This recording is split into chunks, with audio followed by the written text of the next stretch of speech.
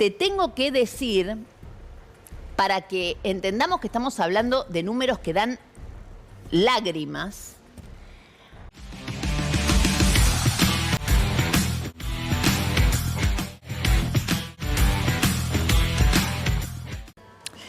¿Cómo llegamos? Y esa es la pregunta que me animo hoy a hacer en voz alta a este 26 de octubre. Obviamente, en términos económicos, peor que en septiembre. Peor que en septiembre.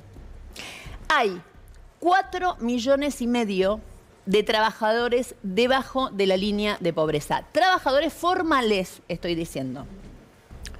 1 de cada 5 trabajadores es pobre. Hablando de esto, fuera de libreto, ¿la CGT dónde está? ¿Sigue existiendo la CGT? Me pregunto. Existe. ¿Sí, no? Sí. Bueno, ojalá que ahora vayan a poner una mujer en el triunvirato, que hay elecciones. Sobre 21 millones de trabajadores, 4,5 millones son pobres. Ahora sí estamos hablando del estado actual, de cómo va la Argentina a votar este domingo, este plebiscito del domingo. Entre los desocupados, la pobreza llega a casi el 59%, 58,9%. El 40,5% de los trabajadores informales o independientes no registrados son pobres. En el medio de esta realidad que tiene que ver con los ingresos de cada familia, hasta acá fue lo que te dije, gente que trabaja y que igual es pobre, gente que trabaja informalmente y obviamente mucha más de esa gente es pobre.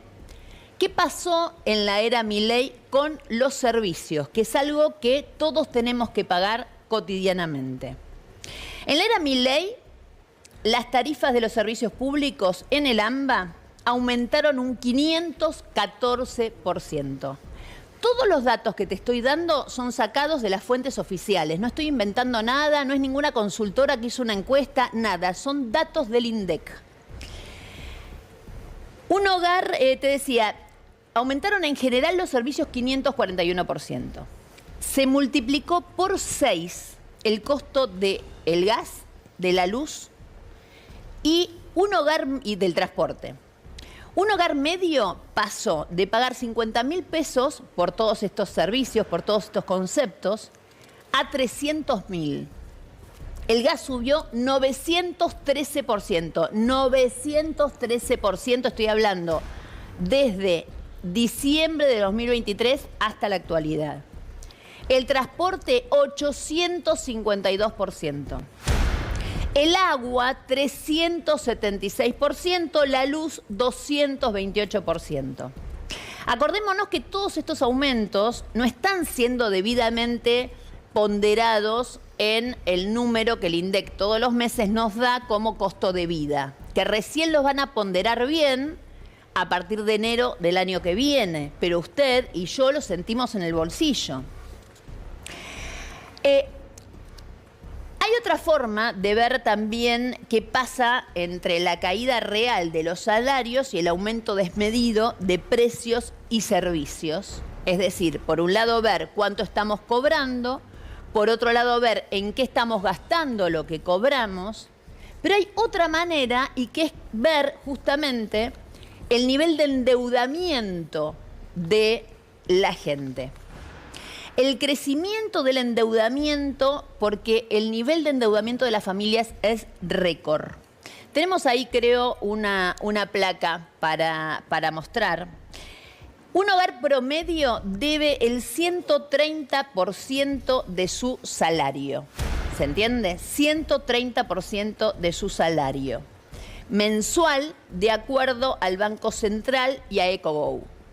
La deuda con las tarjetas de crédito. Yo estoy contando todo esto, que son datos estadísticos, para que todos entendamos de qué manera vamos a ir a votar el domingo. ¿Les queda claro? O sea, todo esto que estoy diciendo tiene un componente real de en qué estado de ánimo la mayoría de la gente va a ir a votar el día domingo en todo el territorio nacional.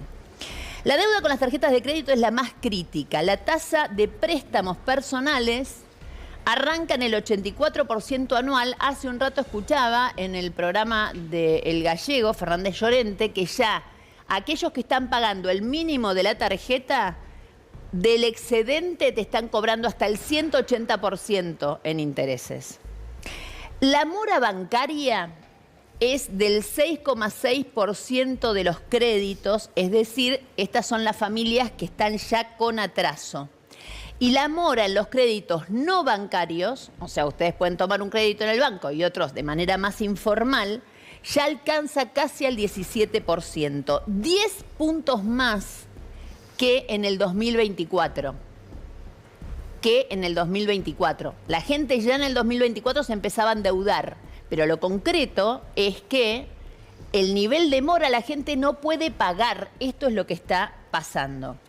El 70% de las entidades bancarias registraron aumento de las irregularidades en los pagos de las familias. O sea, están detectando que sus clientes no pueden pagar. Te hablé entonces de cómo llegamos a las elecciones los ciudadanos.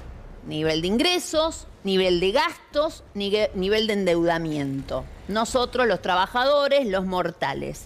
Ahora vayamos sector por sector de la actividad económica, porque esa es la otra cosa. Quizás estamos mal nosotros, pero arriba, ¿no?, se la están llevando.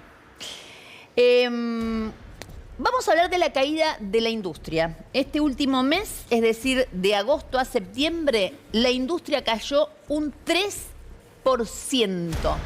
Un 3%. Ahora, si comparamos la actividad industrial interanual, es decir, septiembre del año pasado contra septiembre de este año, la industria cayó un 4,1%. Pero atención, porque este no es el peor dato que tengo para darte. Te tengo que decir, para que entendamos que estamos hablando de números que dan lágrimas, la industria en el primer año del gobierno de Milei había caído un 9,4%. Es decir, del 9,4% que cayó, de septiembre a septiembre, caímos más 4,5 puntos. ¿Se entiende el nivel de locura en el que estamos viviendo? Cada punto que cae la industria es un montón de gente que queda fuera del espacio productivo. Son desocupados o subocupados, les empiezan a dar días libres, les adelantan las vacaciones, cierran las empresas. Es decir, son estadísticas de muerte absoluta. ¿Entienden ustedes con estos números lo letal de esta política económica? Lo podemos ponderar o medir también con otros datos, que es la famosa capacidad instalada de las industrias. Yo siempre la cuento de la misma manera. Tenés un restaurante con 10 mesas, tenés 10 mesas, te la ocupan solo 4 todas las noches, no llegás nunca a completar el restaurante. Bueno, tenés un 40% de ocupación de la capacidad instalada. Te sobran 6, no máquinas, en este caso mesas de restaurante para hacerlo más rápido o más fácil. En junio de este año la capacidad instalada estuvo en el 54%, es decir, que todo el resto te está sobrando. Viste que después te dicen que tienen que venir inversiones. ¿Qué van a invertir si ya lo que tenés puesto, plata parada, obviamente, en maquinarias, en lo que sea, no lo estás usando? Hubo una caída interanual de casi el 2% en la capacidad instalada y hubo un mes fatídico que fue el mes de junio, en donde ahí cayó aún más la capacidad instalada. Entonces tenemos familias sintiendo crisis agónica. No llegan a fin de mes, se endeudan, no pueden pagar sus cuentas. Empresas, especialmente las industrias, obviamente, afectadas. El sector servicio, además está a decir, absolutamente afectado.